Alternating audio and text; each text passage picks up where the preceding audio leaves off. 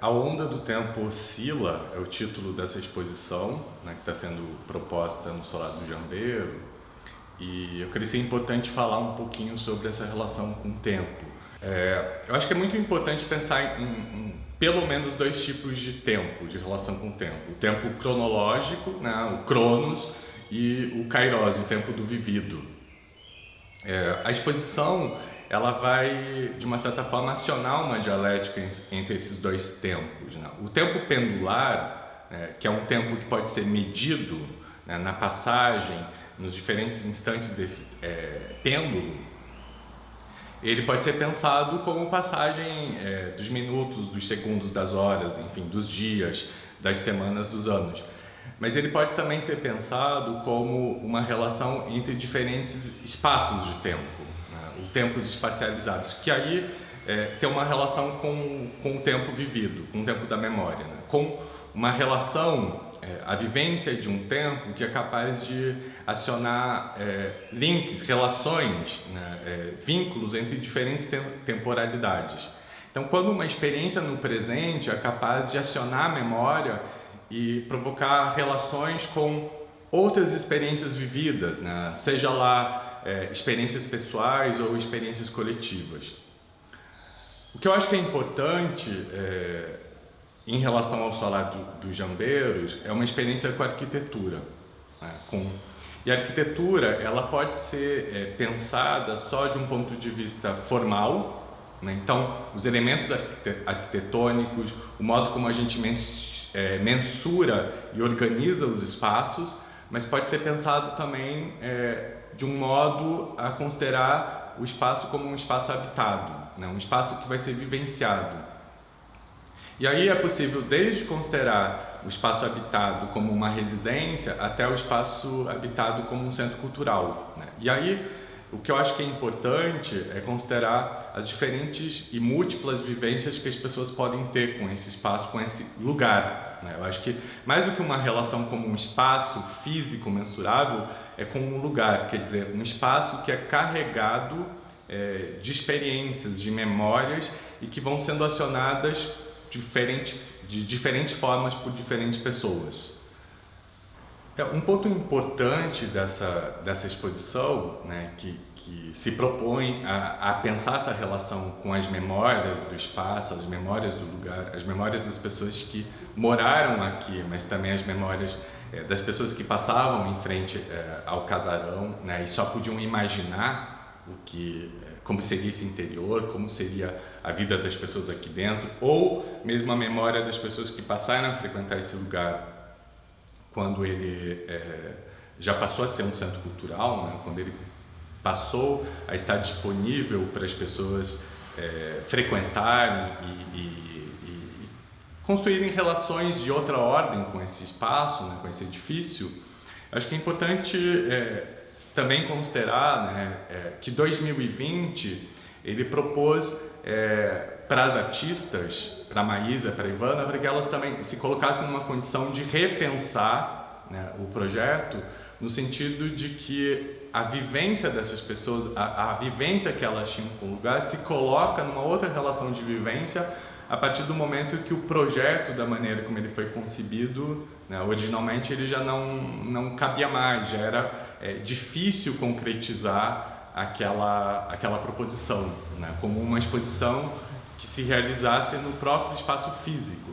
Então, o que eu acho interessante é que a própria experiência do vivido, numa condição de isolamento, numa condição de pandemia, ela recoloca a maneira como as duas artistas pensam os trabalhos e pensam a maneira como esse trabalho vai ser dado em relação ao público, em relação às outras pessoas, em relação ao próprio lugar. E acho que isso é extremamente interessante. Não no sentido de que uma alteração passa simplesmente por uma situação de adequação, mas passa também por uma situação de como entender o momento em que a gente está vivendo e entender que relação é essa que vai ser construída com o público, né? Com um público que está na mesma condição das artistas, na mesma condição que eu estou, na condição de outras pessoas. Quer dizer, como a relação entre os trabalhos, as imagens, as proposições, ela também constrói uma relação com as pessoas que vão acessar das suas casas esses vídeos, esses trabalhos, né, essas narrativas. Acho que isso é importante, é uma exposição que incorpora o vivido no seu próprio processo de concepção e de apresentação. Um exemplo para pensar essas diferentes experiências de tempo, o tempo cronológico e o tempo do vivido, no Solar do Jambeiro há um ornato, né, que foi encontrado num certo momento e é um rastro de memória, um rastro da história do próprio edifício, né, que no verso ele tem uma marcação, uma inscrição e há uma marcação de tempo. Essa marcação de tempo se refere a 1920, que é um ano, né, a partir de uma relação cronológica. O que eu acho que é interessante é pensar que justamente a proposição da exposição ela vai acontecer 100 anos depois, né, em 2020, que é também um outro marco cronológico, né, no tempo mensurado. Mas, por outro lado, a relação entre 1920 e 2020 é uma relação da ordem do vivido. Primeiro, porque eu acho muito interessante um ornato, né, que é feito para dar a ver, né, e no verso desse ornato há uma inscrição, uma marcação de tempo, né, uma marcação que foi feita e a pessoa que fez sabia que esse ornato ia ser agregado à parede, aquilo que estaria inscrito estaria invisível, né, que o que é dado a ver é a ornamentação, é o elemento floral. É que aquela inscrição ia funcionar como uma espécie de cápsula do tempo, como uma espécie de memória, de uma mensagem do passado direcionada para o futuro, tanto quanto aquilo que se tornaria visível. Hoje, pensando na experiência de 2020, né, em meio à pandemia, ao isolamento, ao modo como todos nós fomos colocados de uma maneira que talvez não estivéssemos preparados a estar numa situação de tempo vivido inesperada. Eu acho que a relação entre 1920 e 2020, a relação entre uma mensagem escrita no ornato, né, o número de imagens, de imagem em movimento, fotografia, inscrições, verbalizações de 2020 em relação ao nosso vivido, propõe uma relação de uma ordem que não necessariamente mensura o tempo, mas que habita esse tempo vinculando duas temporalidades, né, na história, 1920 e 2020. Isso é o tempo do vivido, né? O tempo em que se elege um passado, se elege uma memória e se conta uma relação de 2020 com 1920, que é da ordem da ficção, da realidade de cada pessoa. Essa peça de ornato é extremamente interessante para nós, mas também para a exposição e para o contexto, porque um elemento de ornamentação, de maneira geral, né, no início do século XX, desde o XIX, desde outros séculos, é um elemento que, de fato, vai habitar espaços da elite. Mas esses elementos eram produzidos por pessoas, por trabalhadores, por artesãos que vinham de uma outra classe social. Então, o que eu acho interessante é que é um ornato em que vai ser possível pensar a dialética entre o visível e o invisível, entre o visual e o dizível, né? Aquilo que está escrito.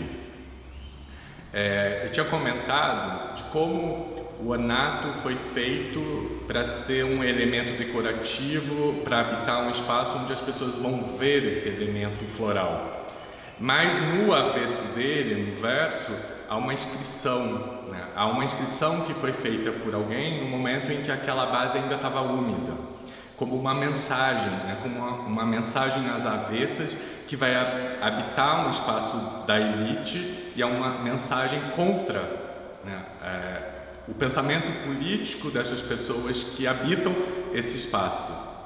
É interessante também considerar como essa peça foi encontrada, né, uma peça de teto encontrada no chão, né, sob o solo. escondida, soterrada, né?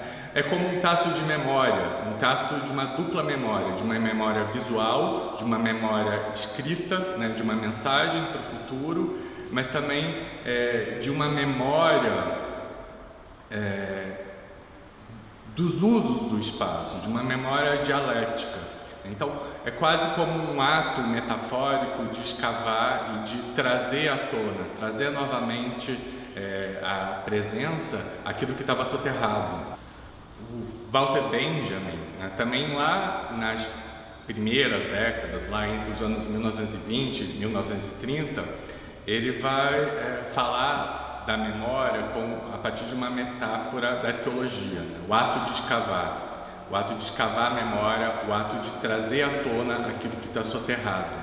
É interessante pensar como esse ornamento, né, que estava sob o solo, né, que estava soterrado, ele vai ser descoberto muitos anos depois, e aquele dado visível e invisível, o dado da frente, o dado do verso, ele se torna disponível, né, e aí se torna também um elemento dessa dialética entre classes, de um ornamento floral feito para um espaço da elite, né, para ser frequentado por uma elite, mas produzido por um trabalhador, por um artesão que vem de uma outra classe social e que infiltra uma mensagem. Então, esse ornamento, a meu ver, ele tem uma dupla função de subversão.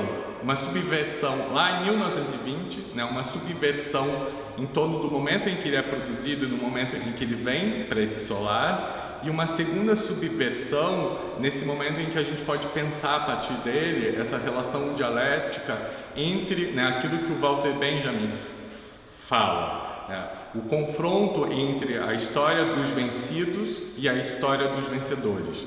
Como esse ornato ele pode nos permitir olhar para o solar, olhar para esse espaço e pensar também nas pessoas que trabalhavam aqui ou nas pessoas que produziram essa ornamentação e que de fato fizeram essa construção estar de pé e estar disponível para a gente.